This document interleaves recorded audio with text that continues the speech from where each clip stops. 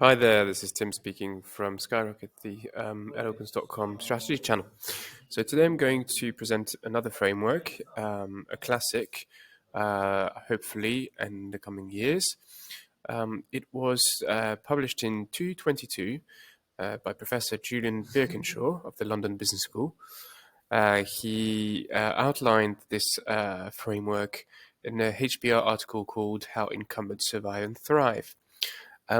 Birkinshaw's matrix basically is a disruption response strategies matrix. It outlines various different strategies you can use when you are faced with a disruptor arriving on the market.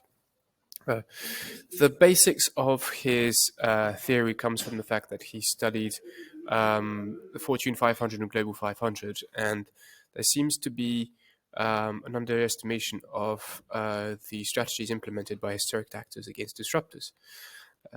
And so he analyzed data and came up with basically a demonstration showing that there are four families of response that depend on two basic axes, which you can see here on the screen. The nature of the strategy, is it defensive or offensive, or is it and what are the segments and markets addressed by the new strategy? Is it existing markets, or is it new markets? And so obviously this creates a 2x2 four-quadrant matrix with the four different strategies. So the first obvious one is fight back. So fight back, what you're going to do is try and go into a new market and try and conquer that new market as fast as possible. So the example here is major car makers launching electric vehicles when faced with Tesla coming on the market. So they're going to fight back on new market for them with a very offensive kind of strategy. Double down, which you can see here, is another strategy. This one is when you're being offensive on your existing market.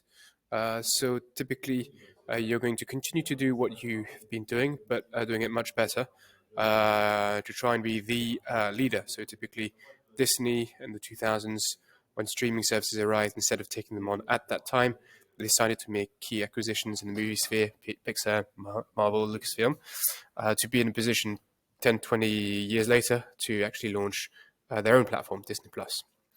Retrench here, it's about playing defensive on your existing market. So you're going to try and survive as long as possible in the declining market. It's generally a way to phase out while not having a financial kind of crisis.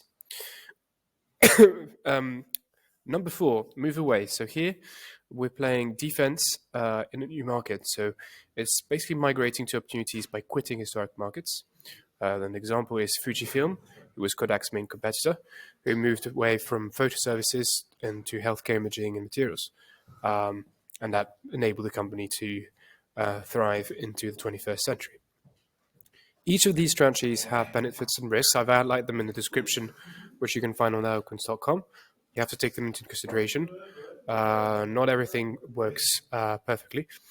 The key there is to adapt the strategy on the different kind of situation you're in. And so the Excel model, which you have behind, if you click here on Edit with Excel, basically enables you to list the different strategies you can have when faced with a disruptor, describe that strategy, put a probability of success. We might have to use other indicators for this.